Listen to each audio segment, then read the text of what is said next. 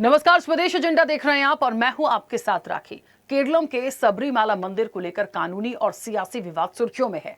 केरल के सबरीमाला मंदिर में महिलाओं के प्रवेश को लेकर शुरू हुआ विवाद अब सुप्रीम कोर्ट की संविधान पीठ के सामने आस्था बनाम समानता की ऐतिहासिक बहस में बदल चुका है। सुप्रीम कोर्ट और सरकार के बीच इस मुद्दे का सीधा टकराव देखने को मिल रहा है, जहां एक तरफ संवैधानिक अधिकारों की बात हो रही है तो दूसरी तरफ परंपरा और आस्था का सवाल खड़ा है। शीर्ष अदालत में 9 जजों की बेंच सबरीमाला विवाद को लेकर सुनवाई कर रही है। मामला 2018 में सुप्रीम कोर्ट के ही फैसले से जुड़ा हुआ है, जब कोर्ट ने इस मंदिर में सभी उम्र की महिलाओं के प्रवेश की अनुमति दे दी थी। लेकिन मंदिर की सदियों पुरानी परंपरा है कि यहां 10 से 50 वर्ष की महिलाओं का प्रवेश नहीं हो सकता। ये परंपरा भगवान अयप्पा को नैष्ठिक ब्रह्मचारी मानने की आस्था से जुड़ी हुई थी। उस वक्त राज्य सरकार ने कोर्ट के फैसले को लागू करने की बात कही, लेकिन जमीनी स्तर पर भारी विरोध देखने को मिला। बाद में राजनीतिक दबाव और जन भावनाओं को देखते हुए सरकार का रुख भी समय समय पर बदलता रहा। सुप्रीम कोर्ट बार बार ये स्पष्ट कर चुका है कि उसका फैसला लागू करना अनिवार्य है। कोर्ट का मानना है कि धार्मिक परंपराएं संविधान से ऊपर नहीं हो सकती। ये पूरा मामला अब आस्था बनाम समान अधिकार की बहस में बदल गया है। एक पक्ष इसे महिलाओं के अधिकारों की जीत मानता है, जबकि दूसरा पक्ष इसे धार्मिक परंपराओं में हस्तक्षेप बता रहा है। मामला अभी भी संवैधानिक पीठ के विचाराधीन है और आने वाले समय में अदालत का अंतिम फैसला इस विवाद की दिशा तय करेगा, जिसका असर देश भर में धार्मिक प्रथाओं और महिलाओं के अधिकारों पर पड़ सकता है। लेकिन सबसे बड़ी बात यह है कि सबरीमाला पर सुनवाई जो है शीर्ष अदालत और सरकार में लड़ाई बनी हुई है। धर्म, आस्था, कानून और सियासत की इसी सबरीमाला पर आज हम विस्तार से करेंगे चर्चा। उससे पहले देखिए ये रिपोर्ट।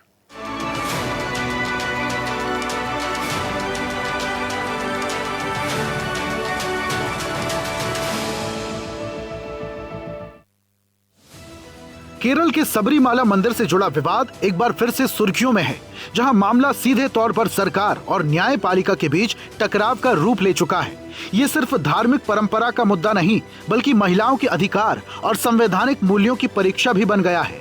सबरीमाला मंदिर में महिलाओं के प्रवेश को लेकर सुप्रीम कोर्ट में 9 जजों की संवैधानिक पीठ की अंतिम सुनवाई 7 अप्रैल से शुरू हो चुकी है। मुख्य न्यायाधीश सूर्यकांत की अध्यक्षता वाली ये पीठ 2018 के उस फैसले की समीक्षा कर रही है, जिसमें सभी आयु वर्ग की महिलाओं को मंदिर में प्रवेश की अनुमति दी गई थी।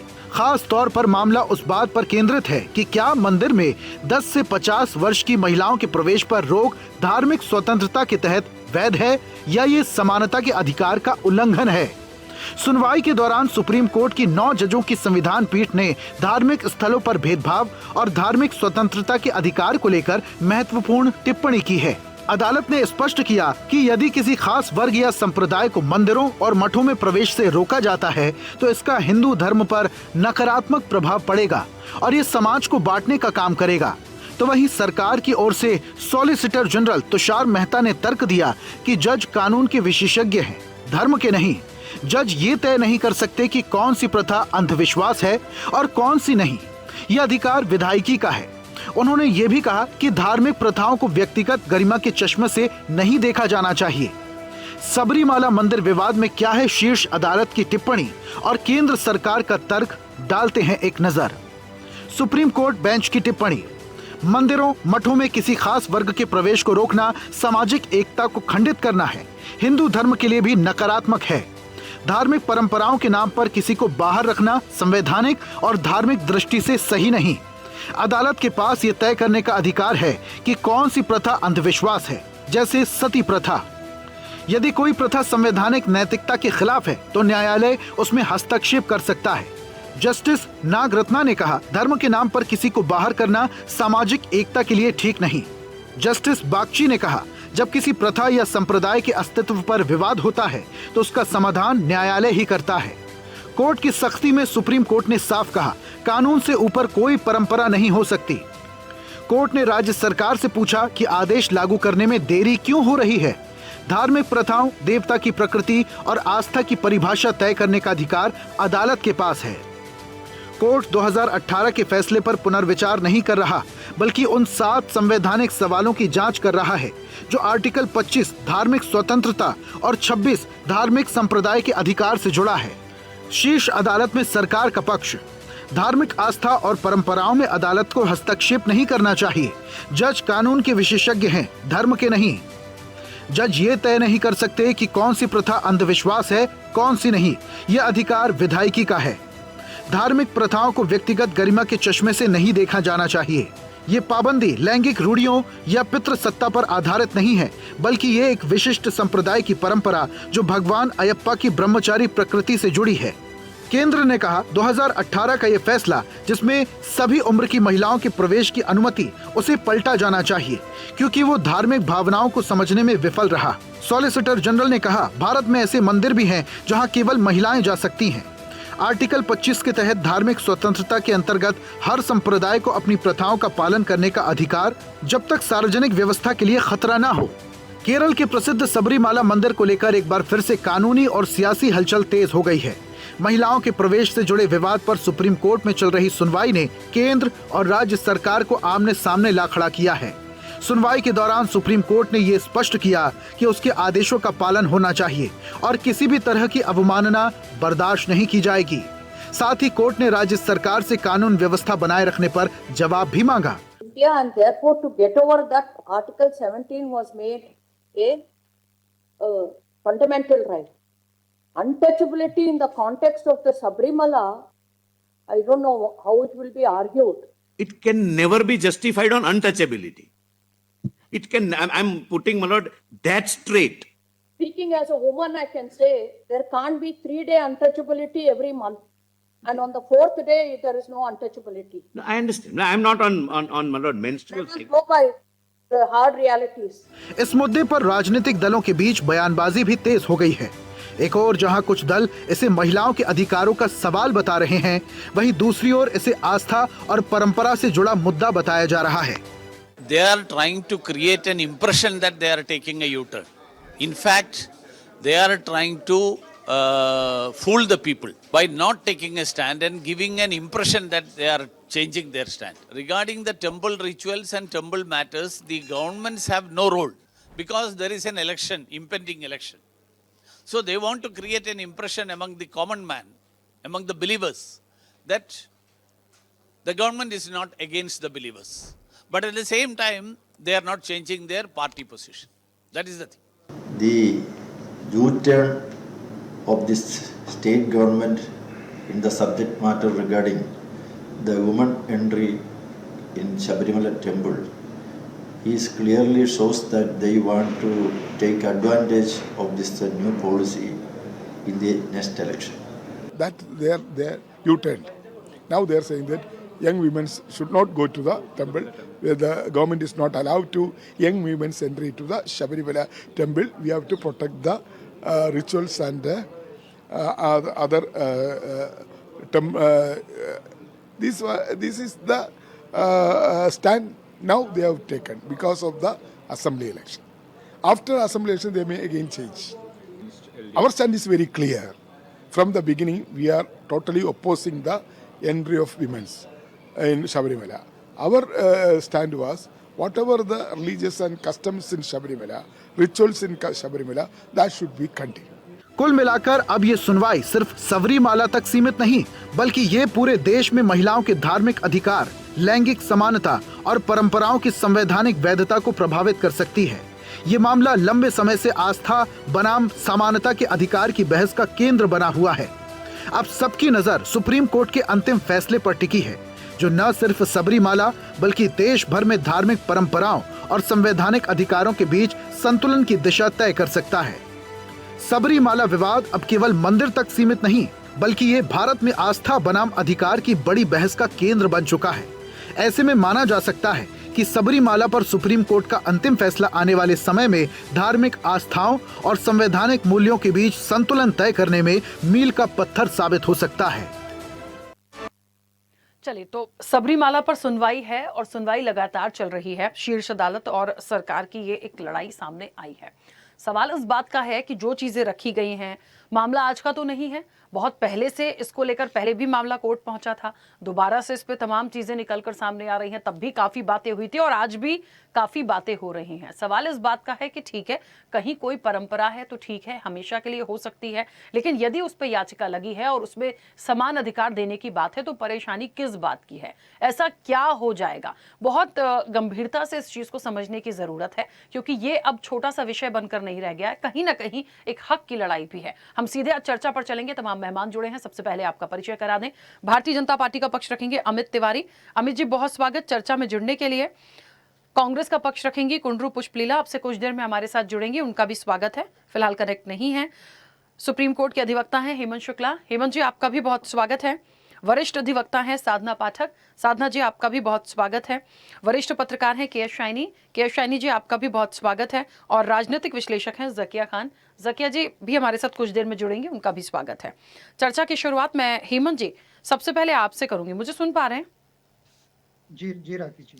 सर, क्योंकि ये सुनवाई सुप्रीम कोर्ट में हो रही है, पहले भी मामला आया था, जो याचिका लगाई गई है और मुख्य रूप से जो पहला एक केंद्र बिंदु है महिलाओं से संबंधित इस पूरे विषय में, बात इस चीज की है कि दो आर्टिकल का जिक्र हुआ। एक आर्टिकल 25 की बात हो गई यहाँ, जिसमें ये कहा गया धार्मिक स्वतंत्रता, और दूसरा 26 जहां धार्मिक संप्रदाय के अधिकार से जुड़े। इन दोनों मामलों को यदि हम समझें, क्या उचित है, क्या अनुचित है? क्या महिलाओं को लेके जो तमाम बातें सामने रखी गई हैं, जिस पर इतना अब एक लड़ाई सी शुरू हो गई है, सरकार का पक्ष कुछ और है, कोर्ट का पक्ष कुछ और है, और जो चीजें आ रही हैं वो हक की लड़ाई पर आ गई हैं, क्या इसका एक समाधान बनेगा? देखिए, सुनवाई लगातार, क्योंकि हर रोज ही हो रही है, इस पर तमाम अपडेट्स आ रही हैं, लेकिन इसको कैसे समझें? और वाकई में क्या ये तमाम बातें उठाना या जिस तरह के क्वेश्चंस वहां लगाए जा रहे हैं या जिस तरह की बातें हो रही हैं, क्या वो ठीक है? राखी जी, देखिए, ये एक बहुत कॉम्प्लेक्स मैटर अब बन गया है इस समय, और देश का सबसे ज़्यादा कॉम्प्लेक्स और ज्वलंत मुद्दा है। मैं मानता हूँ ये सिर्फ महिलाओं के अधिकारों की बात नहीं रह गई है, महिलाओं के अधिकारों से ऊपर की बात चली गई है। आपने जिन दो आर्टिकल्स का जिक्र किया, आर्टिकल 25 और आर्टिकल 26, मैं एक आर्टिकल और जोड़ना चाहूँगा, आर्टिकल 14, और ये अब कॉन्ट्राडिक्टरी हो गया है आर्टिकल 14, आर्टिकल 25 और आर्टिकल 26 के बीच में। यहाँ बात श्रेष्ठता की नहीं हो रही है कि कौन गलत है कौन सही है, यहाँ बात ये आ रही है कि कॉन्स्टिट्यूशन के कौन ज्यादा क्लोजर है अपनी राइट पोजीशन के अंदर। एक तरफ अगर मैं क्रोनोलॉजिकल ऑर्डर के अंदर बात करूँ इस पूरे के पूरे केस की, तो 1990 के अंदर सबसे पहले जब महेंद्र नाम के एक व्यक्ति ने केरल हाई कोर्ट के अंदर याचिका दायर की थी, जो Templar entry and proclamation act के उसके खिलाफ, जहां पर 10 से लेकर 50 साल तक की जो एक एज क्राइटेरिया था, उस एज क्राइटेरिया को डिफाइन कर दिया गया उस एक्ट के थ्रू, और वहां केरल हाई कोर्ट ने इस प्रैक्टिस को एकदम फेयर प्रैक्टिस माना। सो यहाँ दो बहुत इंपॉर्टेंट शब्द निकल कर आते हैं पूरे के पूरे डिस्कशन से। एक वर्ड है जिसका नाम है एसेंशियल रिलीजियस प्रैक्टिस, और दूसरा जो वर्ड आपके निकल कर आता है वो निकल कर आता है कॉन्स्टिट्यूशन मॉरलिटी। अब यहाँ इन दोनों वर्ड्स के बीच में डिस्प्यूट और कॉन्ट्राडिक्शन जो है वो सुप्रीम कोर्ट को तय करना है। एसेंशियल रिलीजन जो प्रैक्टिस होती है उसके अंदर ये होता है कि मैं ऐसी अपने धर्म के अंदर ऐसी कौन सी प्रैक्टिसेस करता हूँ जिसको बिना किए मेरी जो स्पिरिचुअल प्रगति है, प्रोग्रेसिव है, वो उस पर अबाध्य रोक लग जाएगी। सो अगर मैं जैसा कि इस पूरे मामले के अंदर अयप्पा, स्वामी भगवान अयप्पा के जो फॉलोवर्स हैं, उनका मानना है कि इस तरीके से जो मेंस्ट्रुअल साइकिल के दौरान जो महिलाएं गुजरेंगी उनको मंदिर में प्रवेश की अनुमति नहीं है। इसको असेंशियल रिलीजियस क्राइटेरिया के अंदर, ये प्रैक्टिस के अंदर मानने या ना मानने का डिसीजन अब सुप्रीम कोर्ट के ऊपर डिपेंड करता है। और इस मामले में बहुत इंपॉर्टेंट हो जाता है 1954 का जो शुरूर मठ का मैटर है उसके अंदर, क्योंकि 2018 के अंदर सुप्रीम कोर्ट ने अपने फैसले की इसी केस के अंदर सुप्रीम कोर्ट ने ये कहा कि वी आर द डिसाइडर, हम डिसाइड करेंगे कि जो एसेंशियल रिलीजियस प्रैक्टिस है वो क्या आती है और किस दौरान तक जाती है। सो यहाँ अभी देखना ये होगा कि सुप्रीम कोर्ट को किसी भी रिलीजियस मामले में हस्तक्षेप करने का कितना राइट बनता है और किस सीमा तक, किस लिमिट तक राइट बनता है। बहुत इंपॉर्टेंट चीज होगी कि जो कॉन्स्टिट्यूशनल मॉरलिटी है, उस कॉन्स्टिट्यूशनल मॉरलिटी की बात करें तो यहाँ कॉन्स्टिट्यूशनल मॉरलिटी के अंदर सुप्रीम कोर्ट साफ बोलता है कि एक व्यक्ति, एक ग्रुप या नेशन के रहने वाले लोग डिसाइड नहीं कर सकते कि कौन सी चीज को कितना माना जाए या कितना गलत माना जाए। उस चीज को कोर्ट डिसाइड करेगा, क्योंकि कोर्ट के पास में एम्पल पावर्स हैं। बट मेरा ऐसा मानना है कि अभी इस मामले के अंदर बहुत कुछ देखना होगा, और बहुत जो विरोधाभास अभी आर्टिकल्स के अंदर आ गया है, सो अभी महिलाओं के अधिकार से ये मामला बहुत ऊपर का चला गया है, क्योंकि यहाँ पर सारे रिलीजन्स, आर्टिकल 25 और आर्टिकल 26 केवल एक महिलाओं के राइट की बात नहीं करता, वो एक समुदाय विशेष की बात करता है, और समुदाय विशेष के साथ साथ में भारत में रहने वाले जितने भी धार्मिक लोग हैं उन सबके धार्मिक सद्भाव की बात करता है। सो यहाँ जितने भी धर्म है वो सारे के सारे धर्म अब रडार पर आ गए हैं कि सुप्रीम कोर्ट उन सभी धर्मों की रिलीजियस प्रैक्टिस में कितना हस्तक्षेप कर सकता है और कितना उसकी लिमिट को वो रोक सकता है। सो यहाँ अभी अभी इस मामले के अंदर बहुत कुछ आना बाकी है और बहुत डिस्कशन बाकी है। सुप्रीम कोर्ट के अंदर इस मामले को टाइम बाउंड फ्रेम कर दिया गया है, चूंकि 22 अप्रैल तक सुप्रीम कोर्ट कह रहा है कि इस पूरे के पूरे मामले के अंदर सुनवाई हो जानी चाहिए। और जैसा कि बीच के अंदर जो तारीखें दी गई है उसके अंदर 21 या 22 तारीख तक जो है वो रिजॉइंडर्स और अपोजिंग आर्ग्यूमेंट्स हो जाने चाहिए, और उसके बाद में 22 अप्रैल को इसके अंदर क्लोजिंग स्टेटमेंट के बाद में फैसला आना बाकी है। सो अभी मुझे देखना होगा, या हम सबको देखना होगा कि देखिए, हमें अपनी न्यायपालिका पर विश्वास रखना चाहिए। सरकार की तरफ से जो इसके अंदर एफिडेविट आया है कि सरकार का एक पॉइंट ऑफ व्यू, मुझे इलेक्शन वाला पॉइंट ऑफ व्यू भी दिख रहा है, क्योंकि अभी फ्रिक्वेंटली इलेक्शंस आने हैं केरला के अंदर। सो सरकार इस बात के लिए भी जागरूक है कि वो केरला के लोगों को लेकर और उनके सांप्रदायिक और धार्मिक मुद्दों को लेकर भी अति संवेदनशील बनी हुई है। सो सरकार को एक छवि वो भी वहां भी रिप्रेजेंट करनी है। बट हमें अपनी न्यायपालिका पर विश्वास रखना चाहिए। इस मामले में निश्चित रूप से एक लैंडमार्क जजमेंट आने वाली है, जो हमारे देश के आर्टिकल 14, आर्टिकल 15, आर्टिकल 17, आर्टिकल 25 और आर्टिकल 26 इसको एक नई डेफिनेशन देने वाली है, जो कानूनी रूप से विद्यार्थियों के लिए बहुत बहुत लाभदायक होने वाली है। बिल्कुल ठीक है, वापस आऊंगी। साधना जी, मुझे सुन पा रही हैं? मैम जी मैम। हाँ मैम, सबसे पहले तो आपकी प्रतिक्रिया, क्योंकि आप भी एक वरिष्ठ अधिवक्ता हैं। इस पूरे मामले में लगातार रोज सुनवाई हो रही है। अभी तक तो बहुत सारे ऐसे सवाल जवाब भी हो चुके हैं जो सुन के थोड़ा आश्चर्यचकित भी करते हैं कि क्या डिस्कशन हो रहा है, क्या पूछा जा रहा है। बट ठीक है, हर पहलू अपनी जगह इंपॉर्टेंट है। आप कैसे देखती हैं, क्या इस पर एक डिसीजन होना चाहिए? क्योंकि ये बात सच है, बात सिर्फ अब अधिकारों तक ही सीमित नहीं है, उससे ऊपर चली गई है। और ठीक है, कहीं की कोई मान्यता परंपराएं हैं, लेकिन यदि उनको लेकर याचिका लगाई गई है या वहां पे कोई ऐसी मांग की गई है, महिलाओं के प्रवेश को लेकर की गई है, इतनी बड़ी आपत्ति किस बात की? क्या उसमें कोई अधिकार नहीं है किसी को इन सब चीजों का? सबका सम्मान है, लेकिन थोड़ा सा ये विषय ऐसा हो गया है जहां पे सवाल बिल्कुल खड़े होते हैं। जी, ऐसा है कि माननीय सुप्रीम कोर्ट जो भी निर्णय देते हैं वो नजीर बन जाते हैं, वो जो है कानून बन जाते हैं। तो इस विषय में माननीय सुप्रीम कोर्ट का कोई भी निर्णय सब पर लागू होगा, और मुझे ऐसा कहने में कोई संकोच नहीं है कि वो हर धर्म पर लागू होगा।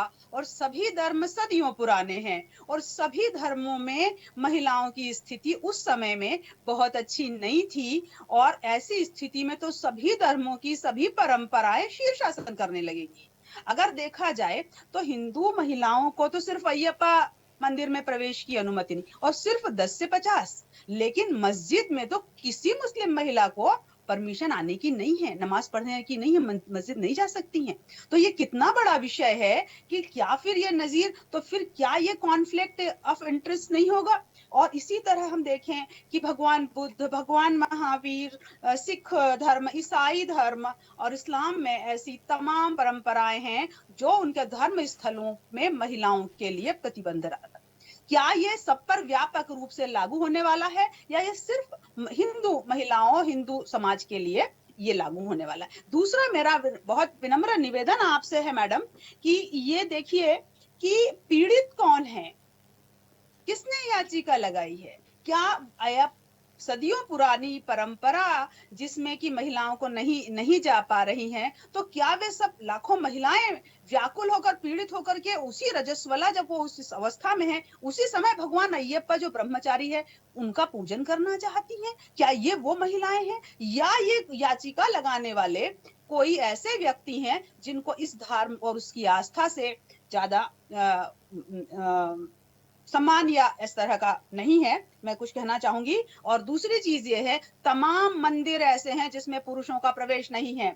मैं बल्कि यहाँ तक कहती हूँ कि इतना समावेशी समाज है कि दतिया में पीताम्बरा पीठ में बगलामुखी में एक तो ऐसा मंदिर है जिसमें आप देखिए कि सिर्फ विधवा महिलाएं जाती हैं और पुरुष नहीं जाते। 90% समाज पूरा सारे धार्मिक रिचुअल महिलाओं के द्वारा किए जाते हैं और पुरुषों के हिस्सों में कुछ भी नहीं आता है।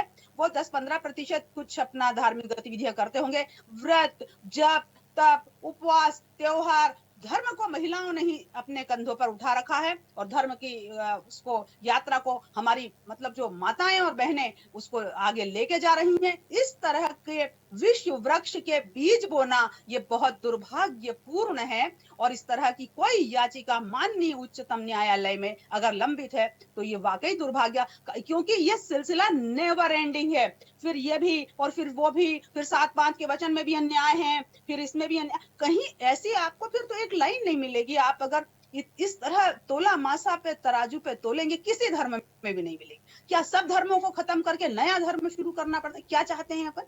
तो ये मेरी प्रतिक्रिया जो है बहुत स्पष्ट है कि अय्यप्पा मंदिर, अय्यप्पा स्वामी मंदिर, ब्रह्मचारी मंदिर, उसमें महिलाओं के नहीं प्रवेश होने से कोई ऐसी महिलाओं के अधिकार हनन की स्थिति नहीं है। लेकिन अगर देखा जाए तो अय्यप्पा स्वामी के अधिकार का हनन है। अगर वे ब्रह्मचारी हैं और ससम्मान उन महिलाओं पर से अपनी डिस्टेंस रखना चाहते हैं तो उनको जबरदस्ती उसको रजस्वला स्थिति में जाकर के छूने का प्रयास करना, एक बताइए आस्था, एक यदि एक देवता को जीवित फिगर मान लिया जाए जो कि हिंदू धर्म में माना जाता है, बताइए फिर इस तरह से क्या उनके मानव अधिकारों को हम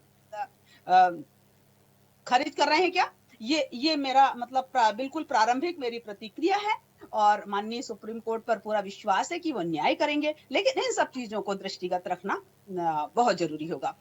ठीक है मैम, सबके अपने अपने तर्क हैं। ठीक है, चर्चा को आगे बढ़ाऊंगी। क्या शाइनी जी, क्योंकि आज का विषय ऐसा है, हर पहलू को बहुत ध्यान से गंभीर रूप से समझना है और इस पूरे पैनल में मुझे लग रहा है कि पहले हमारी जितनी भी महिलाएं हैं जो एक्सपर्ट हैं, जो अधिवक्ता हैं, वो अपनी बात रखें, उसके बाद मैं राजनीतिक रूप से बात करूंगी। तो के शाइनी जी, मैम कैसे आप देखती हैं? देखिए, दो बातें आई हैं, आस्था बनाम समान अधिकार की बात है। एक तरफ हेमंत जी ने जो पॉइंट्स रखे वो बिल्कुल अलग थे। साधना जी जो बात रख रही हैं उसको भी हम डिनाई नहीं कर सकते ना इग्नोर कर सकते। बहुत गंभीरता से समझना पड़ेगा दोनों पॉइंट्स को, दोनों पक्षों को। लेकिन अब यदि ऐसे ही बात होगी, दोनों अपनी अपनी जगह अधिवक्ता हैं और समझना पड़ेगा कि दो पहलू जब इस तरीके से आएंगे तो सोचिए कितना पेचीदा मामला है, डिसीजन कैसा आएगा। ये तो बहुत बड़ा टास्क हो गया। आप कैसे देखती है इस विषय को? राखी जी, आपके सारे पैनलिस्ट को मैं प्रणाम और दर्शकों को मेरा प्रणाम। इसमें ये जो मामला है सबरीमला का, तो आप देखिए कि ये आप कुछ भी कह लें कि पहली बात तो यह है, भगवान अय्यप्पा के टेंपल में और भी बहुत सारे टेंपल है भगवान अय्यप्पा का, वहाँ कहीं ये रिस्ट्रिक्शन नहीं है, ये सिर्फ सबरीमला में रिस्ट्रिक्शन है। तो अगर आप ये कहते हैं कि भगवान अय्यप्पा जो है ब्रह्मचारी है तो इसलिए महिलाएं नहीं जा सकती हैं, तो क्या बाकी जगह जो भगवान अय्यप्पा बैठे हैं वो ब्रह्मचारी नहीं है क्या? भगवान अय्यप्पा ब्रह्मचारी हैं और वो हर मंदिर में जा सकते हैं, सिर्फ सबरीमला में रोका गया। और उसका जो मुझे लगता है, मैं भी केरल से हूँ तो मैं बता दूँ, वहाँ पे क्या 40 डेज़ का इसमें एक वो रहता है, आपको एक कठिन उसके थ्रू जाना पड़ता है। तो इसलिए क्योंकि इसके बीच में क्योंकि मेंस्ट्रुअल साइकिल आ जाता है तो इसलिए उसको मना किया जाता है। तो बेसिक चीज़ यही है कि आप मेंस्ट्रुअल साइकिल को इम्प्योर मानते हैं और इसलिए आप मंदिर में जाने से मना करते हैं। और ये हमारे कई मंदिरों में हुआ है कि हम मंदिरों में जब मेंस्ट्रुअल साइकिल के टाइम में जाना मतलब उसको प्योर नहीं मानते हैं। तो मुझे लगता है कहीं ना कहीं ये जो है एक तरह से डिस्क्रिमिनेशन है और इसको बिल्कुल सुप्रीम कोर्ट को इसको बहुत उससे लेना चाहिए। मैं मानती हूँ ये रिलीजियस एक आस्था से जुड़ी हुई मामला है, लेकिन आपने देखा होगा पहले हमारे सती प्रथा होता था, उसमें भी महिलाओं ने इसको काफ़ी स्ट्रांगली उसको अपोज किया कि उसको नहीं हटना चाहिए। हमारे यहाँ अनटचबिलिटी जो पिछड़े वर्ग के लोग थे उसको मंदिर जाने से रोका जाता था, उनको मना करते थे, नहीं जा सकते थे मंदिर में, लेकिन हमने उस चीज़ को हटाया है। तो हमारी जो हिंदू परंपरा ये है, हमारे जो रिलीजन है इसमें ही ये फ्रीडम है कि हम चीज़ों को बदलते हैं। हम लोग वो रिजिड रिलीजन नहीं है हमारा। और हिंदू इसमें आस्था यही है, हम इस पर डिबेट भी करते हैं, हम हमारे जो भी प्रथाएं हैं उस पर हम बहस करते हैं और उसको बदलाव के लिए हम तैयार भी रहते हैं। तो हम ये दूसरे धर्मों के साथ जोड़ के कि वहाँ नहीं होता तो हम यहाँ कैसे कर सकते हैं और उनको क्यों नहीं करना, ये पहली बात तो गलत। दूसरी बात, हमारी संविधान जो है सबको बराबर का स्थान देता है, इक्वल राइट्स हैं। तो अगर हम संविधान के थ्रू देखेंगे तो भी मुझे लगता है कि इस तरह का डिस्क्रिमिनेशन बिल्कुल नहीं होना चाहिए, कि अगर एक जगह आप कहते हो नहीं जा सकते हो तो ये सभी जगह के लिए बाध्य हो जाता है और हर जगह महिलाओं को इस तरह के जो एक मानसिकता है उसके थ्रू जाना पड़ता है। तो मुझे लगता है कि ये हमारे बदलाव के लिए बहुत एक मतलब पॉजिटिव कदम होगा। ठीक है मैम। जकिया जी मुझे सुन पा रही हैं? हाँ राखी, आवाज आ रही? हाँ मैम, दो बातें निकली हैं। अभी हमारे साथ साधना मैम हैं, वरिष्ठ अधिवक्ता हैं वो भी। उन्होंने एक बात बोला कि ये सुप्रीम कोर्ट में जो पूरा मामला चल रहा है, यदि सबरीमाला में रोका गया है महिलाओं को या मामला वहां से आया है तो कोई बहुत बड़ा हनन महिलाओं के अधिकारों का नहीं है, क्योंकि यदि ऐसी सारी चीजें हो जाएंगी तो मस्जिद में तो शुरू से ही महिलाएं प्रतिबंधित हैं, वो नहीं ही जाती हैं। क्या उस पर भी एक डिसीजन होना चाहिए या उन चीजों को लागू किया जाना चाहिए? तो परंपरा को भी देखना है, बात सिर्फ एक जगह के अधिकार के हनन की नहीं है। कैसे आप इस विषय को देखती हैं, क्योंकि एक राजनीतिक विश्लेषक भी हैं, महिला भी हैं, और उन्होंने क्योंकि मस्जिद का जिक्र भी किया था तो मुझे लगता है मुझे पूछना चाहिए था आपसे ये। नहीं, बिल्कुल बिल्कुल बिल्कुल राखी, देखो एक चीज समझना है कि जो हमारे यहाँ मस्जिद में एंट्रेंस मना नहीं है, लेकिन मस्जिद में सेपरेट एरिया डिवाइड होनी चाहिए। जो मस्जिद के पास कैपेसिटी ज्यादा है, जहाँ होल्ड किया जा सकता है कि दो अलग डिवीजन में प्रेयर हो सके, वहाँ पे औरतों का भी एक सिस्टम होता है। बाकायदे तरावियों के लिए, नमाज के लिए, जुमा की नमाज के लिए भी जाती हैं औरतें, जो फ्री है। पहला चीज।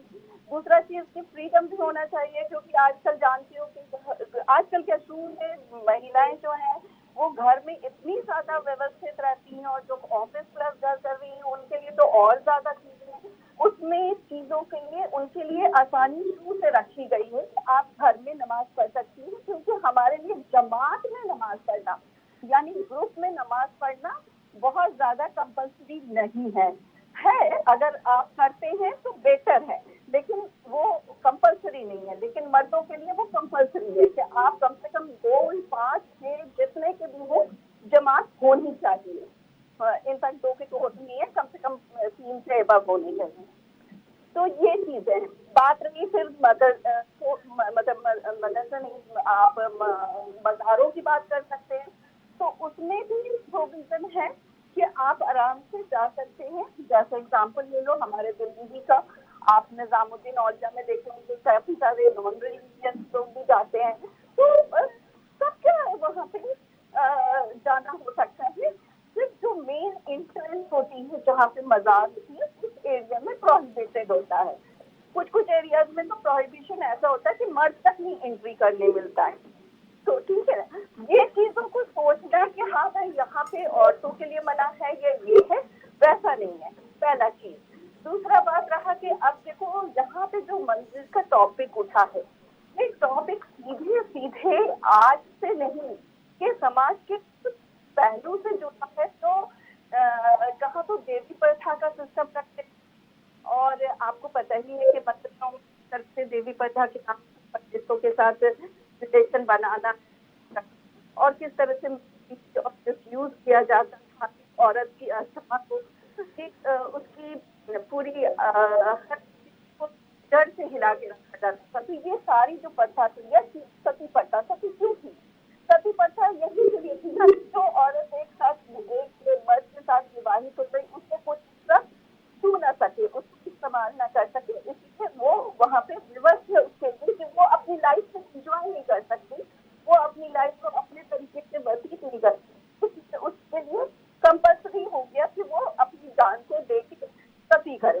कहीं पे अगर किसी की वाइफ खत्म हो जाती थी तो हस्बैंड के लिए ऐसा कौन सा कंपल्सन है?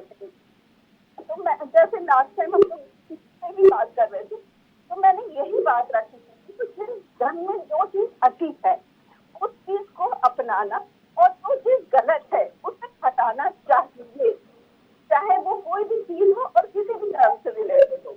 अगर हमारे यहाँ कुछ ऐसी चीज है तो उस चीज को हटाने के लिए इससे कोई बात बारे में बात करनी जरूरी है, लेकिन वो धर्म से रिलेटेड जो जिस बात हम कर रहे हैं वो हमारे कुरान में लिखी है या वो लोग बात कर रहे थे जो एक तरह से स्कॉलर बन के बैठे, क्योंकि जो स्कॉलर बन के बैठे हैं वो तो अपना देखो सिस्टम चलाने के लिए कुछ बोल रहे हैं, कुछ भी कर रहे हैं, ठीक है, लेकिन कुरान के हिसाब से या हमारे जो कुरान है, वेद है, उसके हिसाब से अगर हम बात करें तो हम अब देखेंगे कि वेद में कहीं पे भी स्त्रियों का इस तरह का चीज नहीं है कि उन्हें रुकावट की जाए। चाहे आप एग्जाम्पल ले लो, काली में इतनी बड़ी एग्जाम्पल है कि देखो जो हमारे यहाँ सबसे ज्यादा ब्रह्मांड जिसको माना जाता है उसका एक तीनों का मिला के काली का अवतार बनाया गया।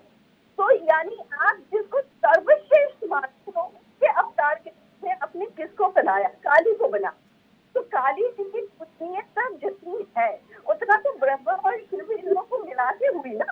तो जहाँ पे औरतों की अस्मिता के लिए इतनी अच्छी प्रथा रखी गई है, वहाँ किसी मंदिर में जाने से कैसे रोका जा सकता है? ठीक है सिर्फ मैम। वो है कि प्योरिटी का ख्याल होना चाहिए। फॉर एग्जाम्पल, जब आप किसी गलत हाल में होते हैं तो आप तो किचन में भी जाना प्रेफर नहीं करते, तो फिर आप उस हाल में मंदिर कैसे जा सकते हैं? या हम ही किसी गलत हाल में, तो क्या हम मस्जिद या मदरसे या बाजार पे जा सकते? नहीं जा सकते। डेफिनेटली सवाल, लेकिन अपनी कॉन्शियसनेस होनी चाहिए। अब मैं सर पे दुपट्टा नहीं रखी हूँ या मैं सही ढंग का कपड़ा नहीं पहनी हूँ और मैं मंदिर में चली जाऊँ या गुरुद्वारे चली जाऊँ या चर्च चली जाऊँ या मस्जिद चली जाऊँ, तो ये तो अपमान होगा ना अपनी रिलीजन का, उस स्पेस का। इस सारी चीज को ध्यान रखना हमारे खुद से है, लेकिन कौन हमें जबरदस्ती रोकेगा? तो डेफिनेटली ये बुरी बात है। ठीक है मैम, वापस आऊंगी। ठीक है ज़किया जी, मैंने पूरी बात सुनी, बस पता नहीं आज क्यों आपका थोड़ा सा ऑडियो बहुत ब्रेक हो रहा था, शायद नेटवर्क इशू है, तो आवाज़ काफ़ी ब्रेक हो रही थी, बट फिर भी आपने जितनी बातें रखी हैं, जितना मैं सुन के और समझ पाई हूँ कि आप इस पक्ष में हैं कि इस तरीके से पाबंदी लगाना ठीक नहीं है, जो मैं समझ पाई हूँ। वापस आऊंगी। कुंडू पुष्पलीला मैम, मुझे सुन पा रही हैं? सुन पा रही हूँ। हाँ मैम, आपका क्या मत है? आज तो सबसे मूल प्रश्न यही। ये जो कोर्ट जो है ना, कोर्ट एंड जो मजहब के बीच में ये लगातार ऐसे ही कंफ्यूजन आते रहते हैं। अगर व्यवस्था में जो हमारे इंडिया का ये है, परसों भी यूजीसी का भी वही प्रॉब्लम है, अभी भी ये भी प्रॉब्लम है। यहाँ पर तो ऐसा नहीं है। अयप्पा का जो है ना, इससे पहले जो 5 मेंबर्स का जो कोर्ट से हुआ था, जा सकते हैं, महिला भी जा सकते हैं, वो फेवरेबल महिला के दिया था। फिर बाद में अभी सुप्रीम कोर्ट ने ऐसा डिसीजन दे दिया। एक बार डिसीजन सुप्रीम कोर्ट देने के बाद उसको फाइनली समझो, फिर एक रिव्यू के जैसा फिर एक बार अपन पिटीशन के जैसा रिक्वेस्ट कर सकते हैं, मगर उसमें एक बार जजमेंट आ गया फाइनल है। अभी तो महिलाएं रिस्ट्रिक्शन है कि मजहब के हिसाब से, हर मजहब में है, ऐसा नहीं है कि हमारा एक अयप्पा ही नहीं है, हनुमान है, आपको मालूम होगा। हनुमान टेम्पल में भी अपन नहीं जा सकते, वेंकटेश्वरा टेम्पल में भी महिला नहीं जा सकते, सिर्फ बमन वाले वो भी मर्द लोग, वो लोग ही जा सकते। पुजारी लोग रहते, वो भी महिला पुजारी नहीं रहते बड़ी बड़ी टेम्पल्स में भी। हाँ, लोकल का जो भी रहते हैं ना, जैसा ग्राम देवता बोलता है ना, वो लोग का उसमें थोड़ा सा उनको अलोड है, मगर बड़े बड़े टेम्पल्स में महिलाओं के लिए अवॉइड है। अभी सुप्रीम कोर्ट में ये डिसीजन लेने से महिलाओं का जितना भी कॉन्स्टिट्यूशन में लिखा होगा, इक्वालिटी का मजहब लिखा होगा, मगर ये नहीं होने देंगे। ये मजहब के असम से कल्चर हो या भगवान का ये इतिहासों के ऊपर, इंडिया के ऊपर जो भी है, ये मनमानी से लिखे रखे हैं। मगर ये नहीं होता है कि अगर अच्छा बुरा है, ये जो है ना 3 दिन 4 दिन महिला ने वो अयप्पा से शादी नहीं करा, इसीलिए उनके जैसे इन्हों भी वैसे ही रहना चाहिए, तो इसीलिए उनको परमिशन नहीं। हर टेम्पल में है हमारा। आपको नहीं मालूम होगा, यहाँ पर साउथ में जितने भी टेम्पल्स है उसमें भी महिलाओं का अंदर जाके दर्शन नहीं कर सकते, एंटर नहीं हो सकते वहाँ। तो इसमें जो है ना, पहले से ये लोग सिस्टम बना के रखा है, चाहे वो भी दलित हो, कोई भी हो, वुमेन को तो एंटर ही नहीं करने देने का ये मेन का जो है ना, और ब्राह्मणवादी का मनु सिद्धांत का सिस्टम बना के रख दिया है। इसको कोई तोड़ने वाला नहीं। अगर कोर्ट भी इन्वॉल्व हो गया ना आज के सिस्टम में, एक बार फेवरेबल दे दिया जा सकते हैं, मगर अभी नहीं होगा। तो ऐसा करने से हमको तो थोड़ा सा दर्द होता है कि हम किसी में कम नहीं है, मगर महिलाओं को तो अभी भी इंडिया में ये ऐसा मदद के हिसाब से या टेम्पल्स में हर जगह में हमारा को ये आपको नहीं जाने का है। जैसा पॉलिटिकल में भी हमारा साथ नाइंसाफी होता है, हर फील्ड में नाइंसाफी है। अगर कोर्ट ने ऐसा करेक्ट समझा तो एक तरफ तो ट्रेडिशन भगवान का है, हर मजहब को रेस्पेक्ट करना है, ये सेक्युलर देश है, उसको कर सकते हैं। मगर यहाँ पर महिलाओं के साथ में देखे तो ये नाइंसाफी है, क्योंकि महिलाओं को खाली दूर से टच नहीं करना, अंदर नहीं जाना, भगवान को टच नहीं करना, ऐसे ऐसे रूल्स लगा दिए कि भगवान वो भी 3 दिन 4 दिन का रहे, वुमेन को बनाया तो भगवान ही है, मेन को भी भगवान ही बनाया। मगर ये सिस्टम इतना तक खींच के लेके आ गया, 75 इयर्स इंडिपेंडेंस आने के बाद भी ऐसे ये जो है ना सिस्टम्स में ऐसा कुछ भी बदलाव नहीं आने दे रहे। तो हमारा को एक तरफ तो लगता है ये तो नहीं होने का चीज है। अभी तो स्ट्रांग बना के रख दिया बीजेपी सरकार ने, अभी कोई भी आवाज नहीं उठे। जैसा मैं बोल रहा हूँ ना, जुडिशरी भी हमारे साथ नाइंसाफी हो रहा है। जैसा जुडिशरी में जो भी है, सुप्रीम कोर्ट हर जजमेंट करेक्ट देते बोल के अपन नहीं मानना चाहिए, एक काम गलती भी दे रहा है उन लोग। जैसा कल्चर अमेरिका में गे कल्चर को अपन एक्सेप्ट नहीं करते, मगर इंडिया में भी गे कल्चर गलती नहीं है और जो है ना लिविंग रिलेशन गलती नहीं है। ऐसे जजमेंट आ रहे, कहाँ जा रहा है ये सिस्टम, किसको लेके जा रहे हैं? इंडिया किसके कल्चर को जा रहे हैं? हिंदुइज्म का कल्चर लेके जाके रिलीजन के मजहब के नाम से एक तरफ जा रहा, नहीं तो फॉरेन का कल्चर को लेके आ रहा। ये कंफ्यूजन क्रिएट करके तो ये बीजेपी सरकार जब तक रहेगा ऐसे ही डिसीजन लेते रहेंगे। और हमारा जो महिलाओं की तरफ से मैं भी नाराज हूँ कि एक तो हमारा अनटचेबल महिला नहीं है, मुसलमान महिलाओं को तो नहीं है, अभी हमारे पूरा महिलाओं के साथ में ये नाइंसाफी जैसा हम तो फील हो रहे। इट्स माय फाइनल एंड हर महिलाओं की तरफ से हमारा फील भी बैड है। कहीं भी नहीं है, ऐसा जगह नहीं है कि भगवान में सृष्टि में जो भी भगवान ही बनाया था महिला को, मगर ये जो सब रख के तुम लोग ऐसे है कि यहाँ तुम नहीं रहना, जो है ना ये अपर हैंड लेने का मेन का ये कल्चर, ये डेमोक्रेसी सिस्टम को स्पॉइल करने का एक तरफ का बुरी मैसेज जा रहे हैं माँ। तो मैं तो इससे सहमत नहीं हूँ। एज ए सिटीजन पार्टी के अलावा बात भी करे तो भी ये नाइंसाफी है महिलाओं के साथ। ठीक है मैम, वापस आऊंगी। अमित जी मुझे सुन पा रहे हैं? जी राखी जी। अमित जी देखिए, क्योंकि अब शीर्ष अदालत और सरकार की ये लड़ाई का मामला है, क्या परेशानी है? देखिए अधिकारों की बात हो रही है, चाहे धार्मिक अधिकार की बात हो, संप्रदाय के अकॉर्डिंग हो, महिलाओं के हक के नजरिए से, जिस तरीके से भी समझिए, यहाँ पर मुझे लगता है अधिकतर लोगों ने, सबके अपने अपने तर्क हैं, मैं सबके पॉइंट्स का, सबकी बातों का बिल्कुल वेलकम करती हूँ, मैं किसी को क्रॉस नहीं करूंगी, क्योंकि ये विषय ऐसा है कि सबके अपने विचार हो सकते हैं। लेकिन सर बात तो फिर वहीं आ जाती है कि पहले की चीजों में और आज की चीजों में बहुत कुछ हमने समय के अनुसार बदलते देखा है और बदल रहे हैं। गलत चीजें एक्सेप्ट नहीं होनी चाहिए, सिर्फ किसी कुछ चीजों की वजह से वो पाबंदी लगा देना या उस तरह से चीजें करना, ये भी ठीक नहीं होंगी। तो फिर क्या करें? और सुप्रीम कोर्ट की जहां तक बात आ रही है, 2018 का जो उनका डिसीजन था, उस पर उन्होंने साफ कहा है कि हम पुनर्विचार नहीं कर रहे हैं। जो उनसे सवाल किए गए हैं, जो 7 संवैधानिक सवाल हैं, उस पर पूरी तरीके से रिव्यू हो रहा है कि क्या हम एक अंतिम फैसला देंगे। तो ये भी मुझे लगता है एक बड़ी बात है। अब क्योंकि टकराव तो है, तो फिर सरकार का क्या मत? राखी जी, सर्वप्रथम तो धन्यवाद मुझे बुलाने के लिए और समय देने के लिए। देखिए, सुप्रीम कोर्ट ने और इस पैनल में भी जिन जिन लोगों ने राइट ऑफ इक्वालिटी की बात की, बिल्कुल सही बात है, राइट ऑफ इक्वालिटी होना चाहिए। लेकिन प्रश्न ये खड़ा होता है कि क्या ये सिर्फ हिंदू धर्म के लिए होना चाहिए? क्योंकि आप देखिए, हम जो भी पूजा पद्धति हमारी है, हम अपने भगवान को जीवंत भगवान मानते हैं, तो इसीलिए उनकी प्राण प्रतिष्ठा होती है जब और जहां उनको विराजते हैं हम, उसे हम गर्भगृह कहते हैं। और हम अपने भगवान को नहलाते भी हैं, उन्हें खिलाते भी हैं, उन्हें भोग लगाकर खिलाते भी हैं और उन्हें सुलाते भी हैं। तो जहां पर ब्रह्म और इंसान के बीच में इतना जुड़ाव हो, मैंने सुना साधना मैम को, हेमंत जी को, उन्होंने बिल्कुल बहुत ही अच्छे तरीके से इस जजमेंट के बारे में बताया। तो जहां इंसान और भगवान के बीच में इतना अच्छा जुड़ाव हो, इतनी एक तरीके से कोई माँ अपने बच्चे की तरह भगवान को मानती है, कोई बहन अपने भाई की तरह भगवान को मानती है, कोई अन्य रूपों में भगवान को पूजते हैं।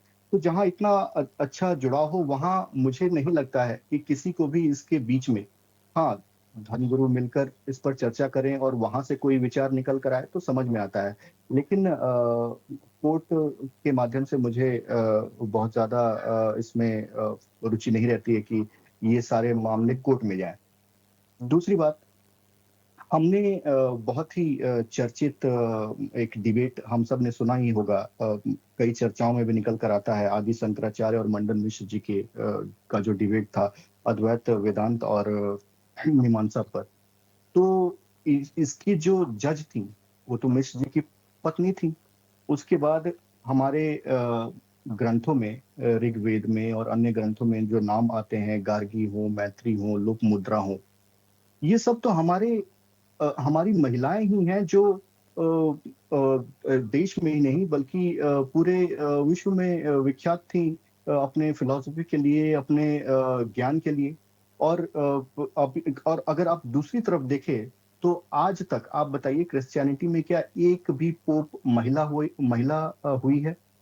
क्या कोई भी पोप तो बहुत बड़ा पद हो गया, किसी भी चर्च में आप चले जाइए, क्या वहां पे कोई महिला प्रीस्ट है? नहीं है। क्या मस्जिद में कोई इमाम महिला बन सकती है? नहीं बन सकती है। क्या मस्जिद में इमाम बनना भी बहुत बड़ी बात होगी?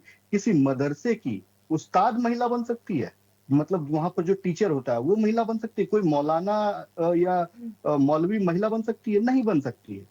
ये पद अपने आप में जो इनका आप नाम पढ़ेंगे तो ये अपने आप में मैस्कुलिन है, आप इसमें महिलाओं को आप उसमें जगह दे ही नहीं सकते हैं। तो इक्वालिटी की बात सिर्फ हिंदू धर्म में ही करना, ये मेरे ख्याल से उचित नहीं है। अभी चुनाव के परिणाम को शायद प्रभावित करने के लिए इस तरीके का कि इसको फिर से रिव्यू पिटीशन में डाला गया होगा। शायद इसको एक सरकार चाहती होगी कि हम हिंदुओं के लिए भी सोचते हैं, पर ऐसा नहीं है। सीपीएम तो हमेशा से ये कहते आई है कि धर्म एक अफीम है। तो जो जिसकी मान्यता ही यही हो कि धर्म एक अफीम है और वो बैठकर धर्म की उसका एक्सप्लेनेशन करने लगे, तो ये अपने आप में ही दुर्भाग्यपूर्ण और हास्यास्पद हो जाता है कि किस तरीके से इस पूरे के पूरे प्रकरण को लिया जा रहा है। तीसरी बात, केरला में अगर आप देखें तो सारे हिंदू टेम्पल्स जो जितने भी हैं और पूरे देश भर में भी हिंदू टेम्पल्स को ही स्टेट जो है वो कंट्रोल करती है, उनका ऑडिट करती है और उनमें जो भी चेंजेस लाने होते हैं वो लाती है। किसी और धर्म में ये क्यों नहीं होता? कि क्या आपने सुना है कि मस्जिदों को सरकार कंट्रोल कर रही है, उनका ऑडिट करवा रही है, या चर्चों को सरकार कंट्रोल कर रही है, उनका ऑडिट करवा रही है? नहीं, ऐसा नहीं होता है। केवल और केवल हिंदू मंदिरों को ही सरकार अपने कंट्रोल में रखती है और वहां पर, और कंट्रोल में रखने के साथ साथ वहां से सोना भी चोरी होता है। अभी सबरीमला टेम्पल की ही बात की जाए तो वहां पर किस तरीके से चोरी की घटना हुई, अभी तो मामला पूरा कोर्ट में चल भी रहा है। तो किस तरीके से वहां चोरी हुई, 4.5 किलो का तो ये पकड़ाया है। लेकिन अगर इतिहासन अगर देख लिया जाए पिछले पूरे 60-70 सालों में कितनी चोरी हुई, तो हजारों किलो सोना वहां से चोरी है अगर इसका ऑडिट बैठाया जाए तो। और ये चोरी करके हुआ क्या, किसी को पता नहीं। शायद सरकारों ने अपने जेब भरे होंगे, लेकिन इसका कोई पता नहीं है। तो हमेशा एक ही धर्म को, मैं तो मानता हूं कि धर्म सिर्फ एक ही है, बाकी सब मत पंथ हैं। तो उसी धर्म को बार बार आप उस पर डंडा चलाते रहें, उसको क्योंकि वो सहिष्णु है, वो टॉलरेंट है, इसलिए आप उसको जो मन में आए बोल दें, तो ऐसा नहीं होना चाहिए। देखिए, हम सहिष्णु तो हैं, हम टॉलरेंट हैं, इसीलिए राम मंदिर की जो लड़ाई है हमने 500 साल तक लड़ा और अंतोगत्वा वहां पर प्रभु राम जी का मंदिर बना। तो क्या हम इसको इस चीज का फायदा उठाते हुए हम हर अपने मंदिरों पर, अपने पूजा पद्धतियों पर सवाल खड़ा करने का अधिकार किसी को भी दे सकते हैं? नहीं दे सकते हैं। और अंतिम बात मैं ये कहना चाहूंगा कि महिलाओं को आप कहेंगे कि अभी नवरात्रि गई है, आप कहेंगे कि वहां पे 9 कन्याओं की पूजा होती है, उन्हें भोज खिलाया जाता है। आप कहेंगे कि यहाँ पर जेंडर इनइक्वालिटी है, यहाँ पर पुरुषों को जगह नहीं दिया गया। तो ऐसे नहीं होता है। चीजों को आपको समझना पड़ता है। हर एक चीज की अपनी एक मान्यता होती है, हर एक चीज का अपने साउथ में तो कई अभी कांग्रेस की प्रवक्ता बोल रही थी कि कहीं भी अलाउड नहीं है, पता नहीं वो क्या करती हैं, कहाँ से आती हैं, इस दुनिया की है भी कि नहीं है, मुझे नहीं पता, क्योंकि मैं भी साउथ में ही हूँ और साउथ में कई मंदिर ऐसे हैं जहां पर कि जो पुजारी हैं वो महिलाएं हैं और कई ऐसी पूजा पद्धतियां हैं जो सिर्फ महिलाएं करती हैं, उसमें पुरुष अलाउड ही नहीं रहता। मैं बिल्कुल साधना मैम से बिल्कुल अग्री करता हूँ कि महिलाएं ही हैं जो इस पूरे हिंदू धर्म को अपने बलबूते पर लेकर आगे जा रही हैं। ठीक है। और इस तरीके से इस चीज को नकार देना, इस उनके एग्जिस्टेंस को नकार, महिलाओं के एग्जिस्टेंस को मतलब ऐसे बातें कर कर आप महिलाओं के एग्जिस्टेंस को नकार देते हैं, तो ऐसा नहीं है। और हिंदू धर्म तो बहुत पहले से सहिष्णु है और बहुत इंक्लूसिव है, और तभी तो आप देखिए ये जो एकता में अनेकता में जो एकता की ये जो कहावत निकली है, ये इसलिए नहीं निकली क्योंकि इस देश में क्रिश्चियन भी रहते हैं, मुस्लिम भी रहते हैं, ये तो बहुत बाद में आया। लेकिन क्योंकि इस हमारे कोई भगवान, कोई शंकर जी को मानता है, कोई विष्णु जी को मानता है, कोई हनुमान जी को मानता है, कोई राम जी को मानता है, इस अनेकता में भी एकता, इस चीज को देखते हुए कहा जाता है। बाद में तो ये आ गया। बात निकली 10 सेकंड और दीजिएगा, सती प्रथा की। तो सती प्रथा कब आया? सती प्रथा आया मुगलों के जमाने में, जहां पर कि आक्रांता आते थे और जो स्त्रियां जीवित रहती थी उनके साथ तो दुराचार करते ही थे, जिनको मार दिया जाता था उनके साथ भी व्यभिचार किया जाता था। इसीलिए उन्होंने ये प्रथा निकली कि हम अपने आप को अग्नि कुंड में अपने आप को समाहित कर लेंगे ताकि कोई व्यभिचारी, कोई दुराचारी, कोई आक्रांता आके हमारे शरीर को छूकर उसे अशुद्ध न कर दे मरने के बाद भी। तो इस तरीके से, और उसके बाद भी जब पोर्टुगीज आए तो यही स्थिति बनी रही, अंग्रेज आए तो यही स्थिति बनी रही, तो ये प्रथा चलती रही। तो इसे ये कह देना कि ये कुप्रथा थी बिना उसको जाने, बिना उसको समझे, ऐसा नहीं हो सकता है। ठीक है अमित जी, देखिए सबके अपने पक्ष हैं। हाँ, कुछ कहना चाह रही है केशवानी मैम, बोलिए। अभी बीजेपी के प्रवक्ता ने भी ये बोला कि बाकी मतलब क्रिश्चियनिटी में कहाँ पॉप बनते हैं, तो वेटिकन में अभी रिसेंटली, वेटिकन जो उनका सबसे मेन वो है एरिया है, वहाँ पे अभी एक महिला को पॉप बनाया है। और दूसरी बात मैं ये कहना चाहूँगी कि हिंदू धर्म को हम दूसरे कौन है रिलीजन से पोप? तो कोई और अभी पिछले नाम तो मैं नहीं जानती, लेकिन पोप बनाया है अभी उनको।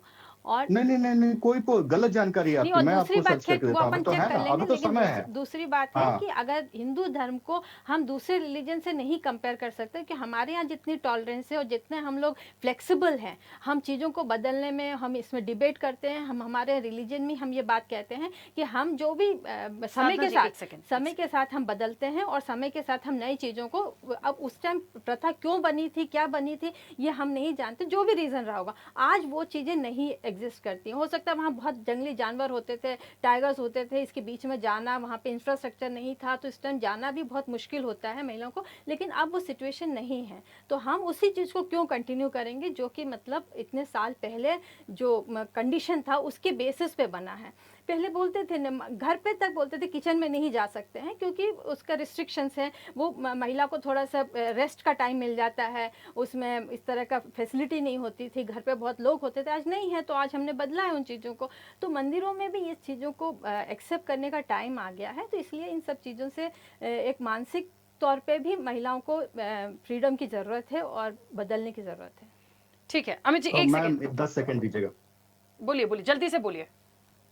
बिल्कुल देखिए, अभी मैम ने कहा, ये भी कहा था कि अयप्पा स्वामी सिर्फ एक जगह ब्रह्मचारी नहीं हो सकते हैं, वो हर जगह ब्रह्मचारी हैं, लेकिन अन्य टेम्पल्स में तो जाने को मिलता है। देखिए, हम भगवान को कई रूप में पूजा करते हैं, कहीं पे उनको ब्रह्मचारी रूप में पूजा करते हैं, कहीं उसी को ब्रह्म रूप में, स्वरूप में अलग तरीके से पूजा करते हैं, उनको हर जगह ब्रह्मचारी के रूप में ही करते हैं। ठीक है अमित जी, मान्यताएं उस जगह की अलग अलग होती हैं, तो उसका हमें सम्मान करना चाहिए। ठीक है। हाँ, साधना मैम बोलिए, कुछ कहना चाह रही है मैम? अनम्यूट करिए, आवाज नहीं आ रही है। अनम्यूट करिए मैम, अनम्यूट करके बोलिए। जी सॉरी, देखिए, ये बहुत अच्छा लगा मुझे ज़किया जी को सुन करके और शाइनी जी को सुन करके कि आपकी भावनाएं महिलाओं के अधिकार के प्रति कितनी शानदार हैं। और आपने हिंदू धर्म में कहा कि जो कुप्रथाएं हैं उसको हटाना चाहिए। आपने कहा सती प्रथा हटाओ, हमने हटा दी। आपने कहा पर्दा प्रथा हटाओ, हम हिंदुओं ने बिल्कुल हटा दी। हमारी महिलाएं कहीं भी घूंघट करके आपको सड़क पर दिखती नहीं। आपने कहा कि बाल विवाह हटाओ, हमने अभियान चला डाले और कानून बना डाले और सजाओं की बात हो गई। आपने कहा महिलाओं को संपत्ति पे हक हमने दे दिया। आपने कहा महिला शिक्षा हमने बढ़ा दी। आपने कहा विधवा पुनर्विवाह हमने कर दिया। आपने कहा नौकरी की आजादी हमने। आपने कहा दूसरा विवाह अपराध होगा, हिंदू धर्म में अपराध नहीं है, लेकिन आपने 56 में कानून बना दिया और सबका नुकसान किया। हमने मान लिया दूसरा विवाह अपराध है। आपने कहा 2 बच्चे हिंदुओं को गिन लीजिए, 2 बच्चे से ज्यादा शायद ही मिल जाए साहब। आपने कहा कि पर्दा प्रथा हटा दीजिए, हमने हटाई, इस्लाम में बढ़ गई। आपने कहा सती प्रथा, आपकी खतना प्रथा आज भी चालू है। आपका लीगल बलात्कार हलाला जैसी प्रथा आज भी चालू है। आपकी महिला शिक्षा शून्य की तरफ जा रही है। ये 4 विवाह और उसके अलावा अन्य विवाह भी, ये आपका अंत नहीं है, क्योंकि आपको ST SJ से डर लगता है। और ये बार बार तर्क देना कि अन्य में नहीं है तो हिंदुओं में क्यों नहीं, हिंदुओं को, अरे साहब एक ही धर्म के पीछे लग जाइए।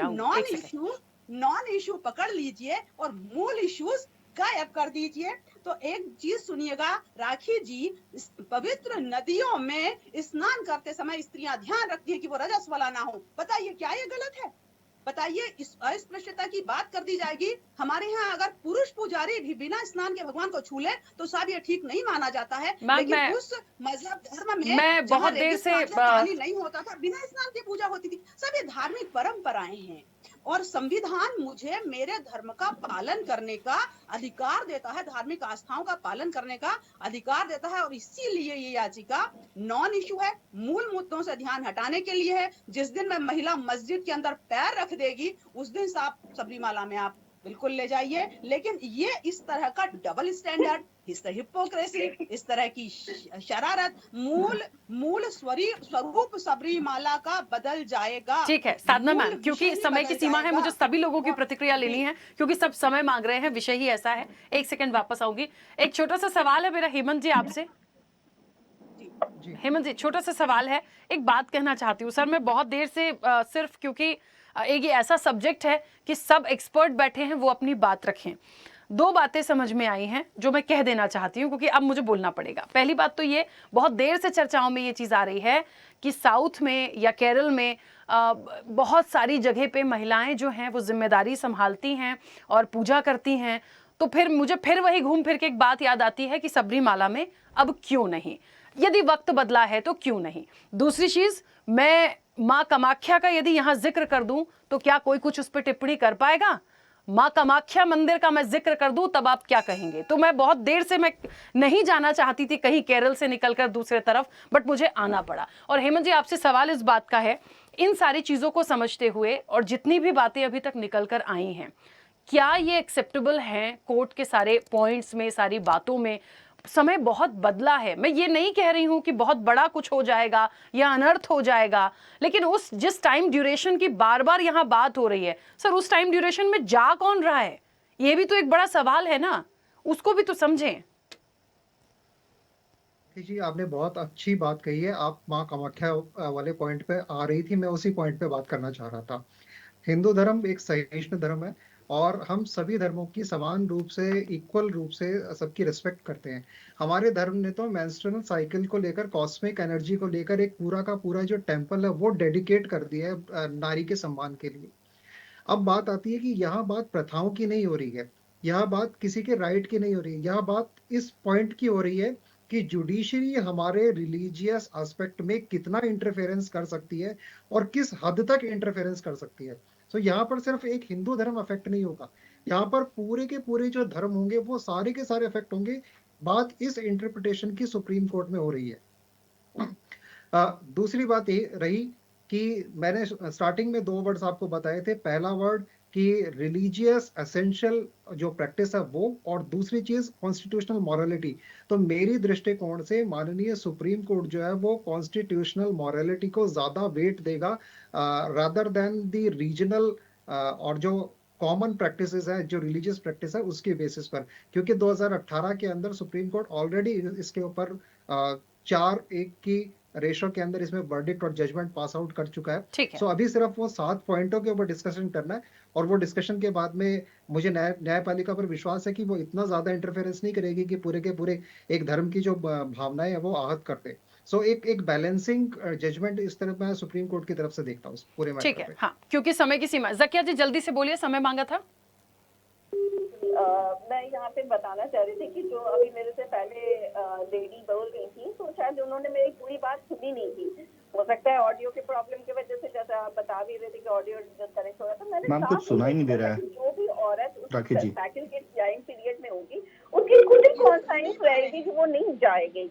डेफिनेट सा बात है, जब किचन को अवॉइड करती है तो वो मंदिर को कैसे वो दूषित करने पहुंच जाएगी। या कोई अगर पंजाबी भी है तो वो भी अपने गुरुद्वारा में थोड़ी पहुंच जाती है उस कंडीशन में। तो डेफिनेट सा बात है, अपने लिए हम लोग उस रिस्पेक्ट को लाते हैं। दूसरी बात सारी यहाँ पे उठ के आ रही है कि मस्जिदों में है कि नहीं। मैंने पहले ही अपनी डिबेट के स्टार्टिंग ही में बता दिया कि मस्जिद बज़ाब्ते होती है जहाँ पे औरतें भी होती है। आप दूसरी जगह छोड़ दो, दिल्ली के ओखला में आ जाइए, यहाँ पे जो बड़ी मस्जिद है वहाँ पे बहुत बड़ी मस्जिद है, वहाँ पे 2 डिवीजन लगता है, तो बज़ाब्ते शराबी तक होती है औरतों की अलग। तो ऐसा ये कॉन्सेप्ट रखना कि नहीं होती है, आप उसको क्लियरफाई कर लिया कीजिए, तब नेशनल चैनल के मीडिया पे इस तरह की बात किया कीजिए। जैसे मैंने यहाँ पे एग्जाम्पल दिया था काली जी का, मैंने यहाँ पे देवदासी प्रथा का एग्जाम्पल दिया था, मैंने बहुत सारी चीजों को एग्जाम्पल का इसलिए रखा ताकि आप ये चीज समझिए कि आपके वेद पुराण में ये सब चीजों की रुकावटें नहीं है। अब ये सारी चीजें अगर रुकावटें आ रही हैं तो ये कहाँ से आ रही हैं, किसने इसे बनाई, किस तरह से इसे मैनिपुलेट करके अपने कंट्रोल में चीजें रखना, फिर वही पैतृक प्रथा और फिर वही तरीका, चाहे वो मुस्लिम में हो चाहे कहीं हो। अगर कोई इमाम इस तरह की फतवा देता है जो गलत है तो उसको हमारे पास पूरी ऑथोरिटी होती है कि हम उस फतवा को मान रहे हैं कि नहीं मान रहे। फतवा इज नॉट द डिसीजन।